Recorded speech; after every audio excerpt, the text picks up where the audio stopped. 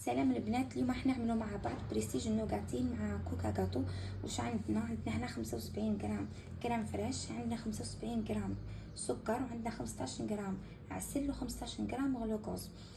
وايضا واش نحتاجو، عندنا 70 غرام لوز افيلي، 75 غرام مكسرات مخلطه بين اللوز والبيستاش والنوازيت، انا هنا استعملت غير اللوز. وعندنا ايضا 29 غرام فواكه مجففه مخلطه بين المشماش والفخاز والكيوي باش تعطينا الالوان بعد النوغاتي تجينا فيها الوان باهيه. هنا واش درت، هنا خدمت نصف المقادير. درت هنا 38 غرام كريم فريش، 38 سكر، 8 غرامات عسل و8 غرامات غلوكوز، ودرت 35 غرام لوز، ودرت ايضا 14 غرام من الفواكه الجافه، وخدمت 38 لوز. هنا درت نصف المقادير باسكو مانيش حندير كميه كبيره، وانتم ضعفوا المقادير اذا درتوا كميات اكبر. نحطها على النار. هنا نبقى نحرك فيها هكذا حتى يذوب معنا السكر والغلوكوز ونرجعو. هنا كيما راكم تلاحظوا كي تهز الغليه نحسبوا لها 7 دقائق مع التحريك المستمر، من بعد نهزوها من فوق. وهذا هو شكلها بعد ما كملوا 7 دقائق. هنايا واش ندير، نضيف لها عصره تاع ليمون صغيره، نجيب المكسرات تاعي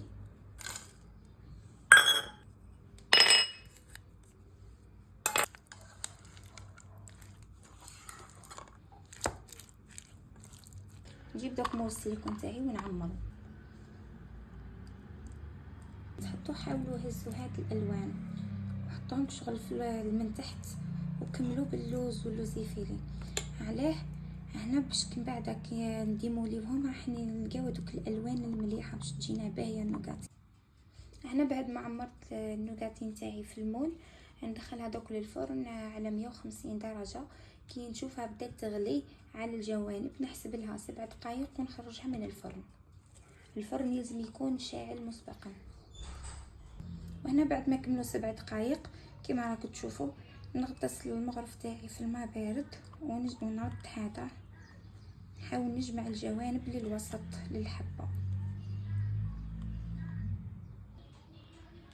ودرك انا هنا كملت الحبات كامل كما قلت لكم، كنت نجمع فيها للوسط ونضغط باش نتاكد باللي من بعد كي راح نديموليها راح تاخذ لي شكل المول.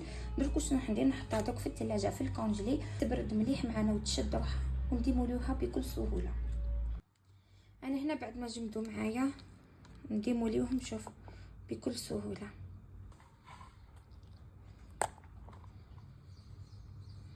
وهادو هما دوك الحبات نتاعنا تاع النوغاتين كيما راكم تشوفوا، تجي بزاف هايله، تجيك شغل طبقه من الفوق شفافه، ومن داك الطبقه هذه راح يكونوا فيها فراغات كيما هذه.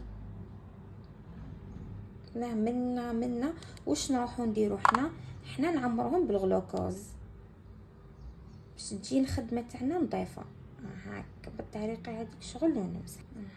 نزيد الحبه هذه هنا، هاو كاين هنا فراغ. انا هذا المول بزاف صعب علاه باسكو جاي ماهوش واسع بزاف، سما ميم رايحه تحطي الحبه ورايحه تليسيها هكذاك كوميم يخرجوا لك حبات ماهمش ملاح. هشوفوا دوك كيفاش عادت.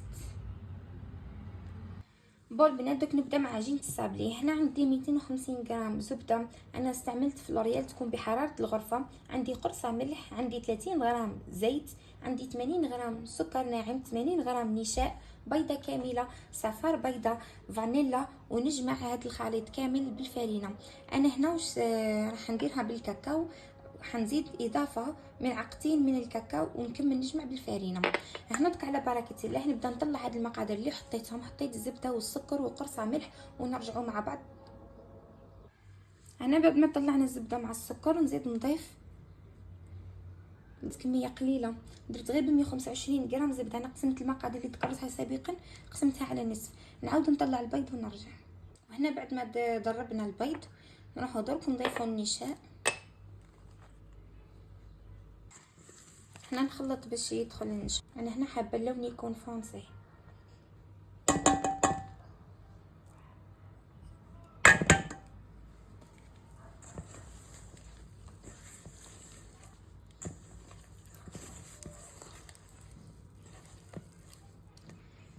نكمل ندخل الكاكاو مليح مع الخليط.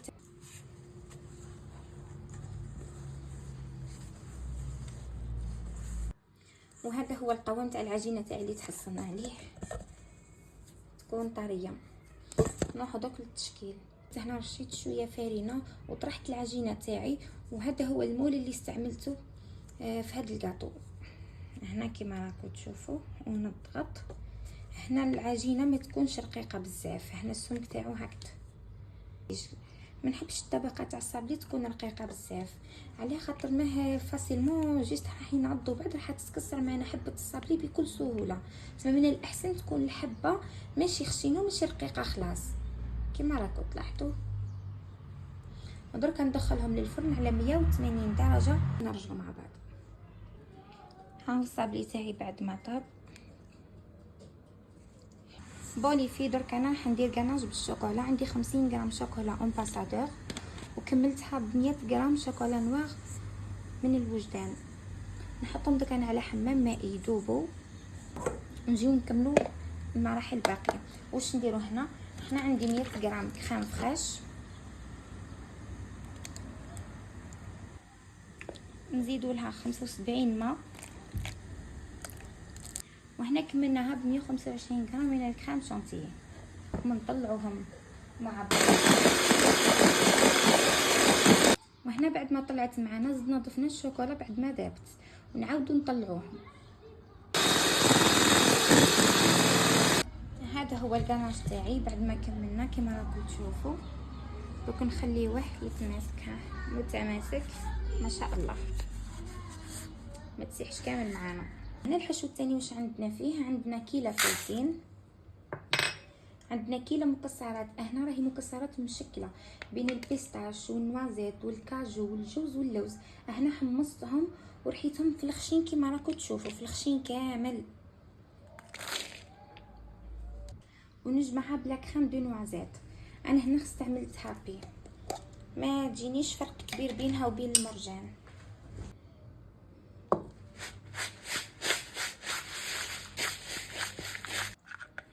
وهنا هذا هو الخليط اللي تحصلنا عليه كما راكم تشوفوا. انا هنا درت 250 غرام شوكولا بيضاء نوعيه دادا، حطيتهم دابوا. كي دابت معانا وكملت درت لها شويه زيت وخلطتها مليح، وزيد كملت حطيت لها الملون ابيض من لا مارك فروكتم. انا هنا نشري تاع الميزان، حطيت قيس ربع ملعقه صغيره هكذاك. ودرك نجيب مول سيليكون هنا يكون مغسول ونظيف ومنشف، ونبداو نديرو الشوكولا.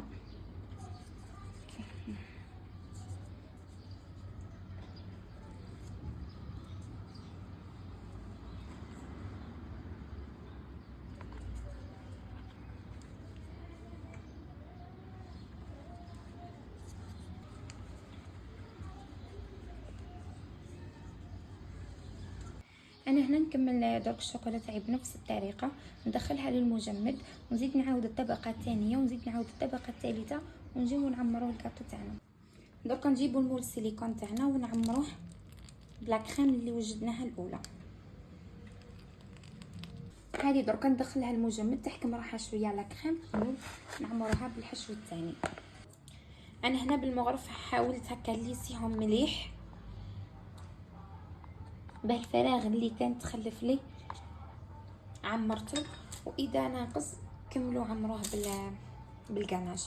هنا درك واش نجيب درك الحشو اللي كنا حضرناه ونعمروه في ونقفلوا الكاطو تاعنا بهذا.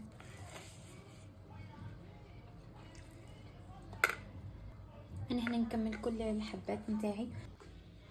وهنا بعد ما كملت زيد غطيتهم بالشوكولا ودخلتها للمجمد واحد 10 دقائق هكذاك، ونجي نوري لكم كيفاش نديموليو الحبه. نهزوا الموس والسيليكون تاعنا بالطريقه هذه.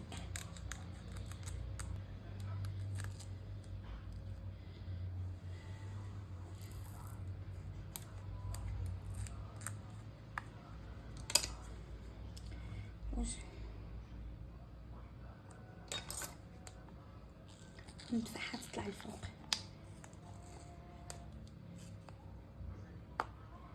بالطريقه هذه. وهنا واش نديرو؟ نجيبو هذا كامل نقيوه بالموس. باش تكون خدمتنا نظيفه بالطريقه هذه.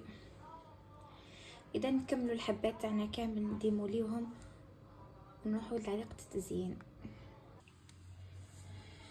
اذا هنا بعد ما نقيت الحبات نتاعنا مليح من الاسفل كما راكم تلاحظوا، واش ندير الغناش تاعي اللي بقالي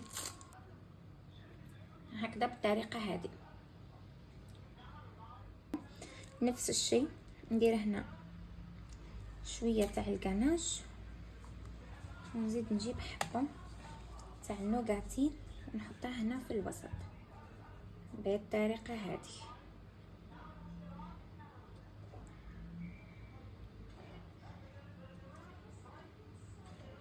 كما راكم شوفوا الله يبارك تهبل. دوك بالطريقه هذه نكملهم كامل. ودوك نجيو نعملوا الديكور للكاطو تاعنا.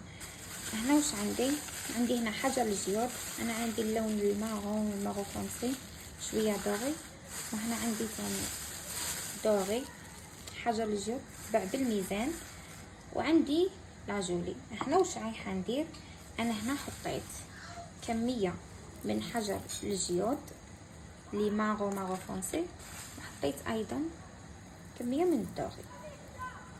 راح ندير زي الميلانج بيناتهم بالطريقه هذه.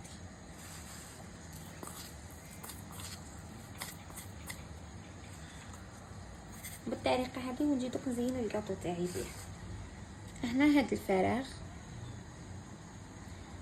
نعمرو شويه بلاجولي باش كي نحط حجر الجيود ما يهبطليش لتحت بزاف، باش ما يجينيش بزاف في حجر الجيود. هنا نجيب لاجولي ونحط، ندور على الكور كامل بلاجولي بالطريقه هذه. دوك راح نعمرو حجر الجيود.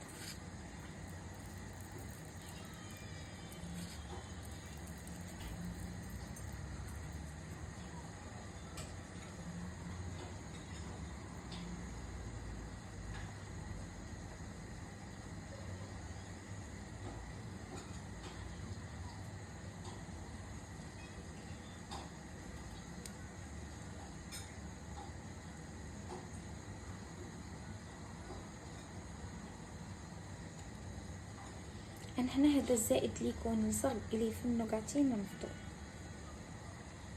كملنا هكا لا ديكوراسيون تاعنا تاع الكاطو. راح نكمل الحبات تاعي كامل بنفس الطريقه. كي نكملهم نجيب شوكولا بيضاء، نجيب الصابلي تاعي نحط قليل من الشوكولا بيضاء، نحط الحبات تاعي بهذا الشكل.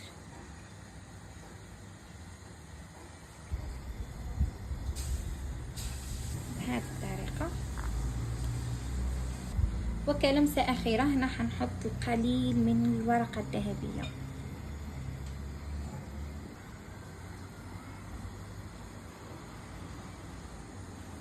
اذا بهذا الشكل نكون كملت كاطو النوغاتين تاعنا. اذا هكذا نكون كملت التزيين تاعي تاع البريستيج النوغاتين كيما راكم تشوفوا، يجي ما شاء الله بنين بالبزاف. درك انا راح نكمل. شوفوا هنا بعد ما كملت الكاطو فولي هنا انا حسيت شغل الطبقه تاع النوغاتين ماهيش تلمع بما فيه الكفايه. واش رحت درت، ضفيت شويه تاع غلوكوز الحبات تاعي وندير مسحه خفيفه باش تعطيني هذيك اللمعه المليحه اللي نحوس عليها. شوفوا اللمعه اللي تحصلت عليها.